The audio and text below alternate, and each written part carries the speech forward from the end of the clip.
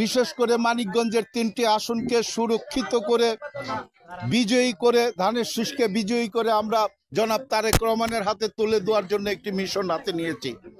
সেই মিশনের ভিত্তিতে আমি যেহেতু 18 সালে এই আসনের মনোনয়ন পেয়েছিলাম এবং দলের নমিনি ছিলাম, আশা করি 18 সাল থেকে আজ এই মুহূর্তে পর্যন্ত এই অবহেলিত এলাকার, বিশেষ করে মানিকগঞ্জ 1 আসনের যত মেহনতি মানুষ রয়েছে তাদের পাশে দাঁড়ানোর চেষ্টা করে যাচ্ছি।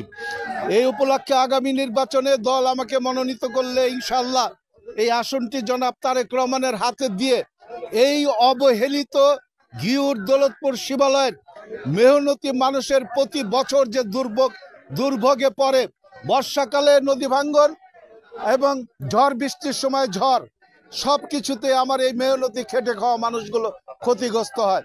আমি প্রথমেই ওনাদের কাছে ওয়াদা করেছি, এই আজকের এই প্রচারণা সবাই আপনারা দেখবেন, এই এলাকার সকল মুরব্বী, যুবক, বৃদ্ধ, বনিতা এবং আমার মা বোনেরা উপস্থিত হয়েছে।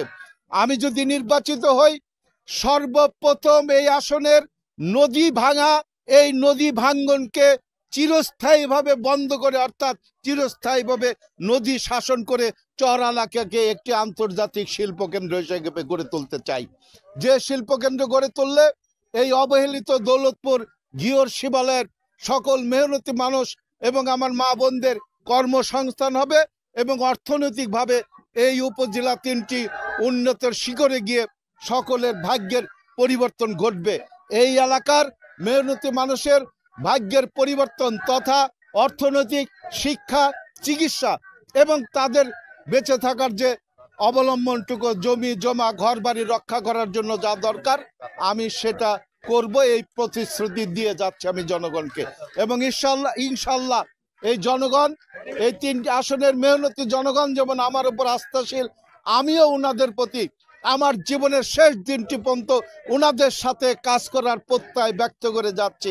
ইনশাল্লাহ আগামীতে ওনাদের জন্য, ওনাদের এই দুর্দশা ঘোষানোর জন্য যা করার দরকার, আমার দল ক্ষমতায় আসলে জনাব তারেক রহমানের সাথে আলাপ আলোচনার মাধ্যমে ওনাদের চিরদিনের, বহুদিনের এই দুঃখ কষ্টকে লাঘব করার জন্য যা দরকার আমি সেই কাজগুলো করে যাব।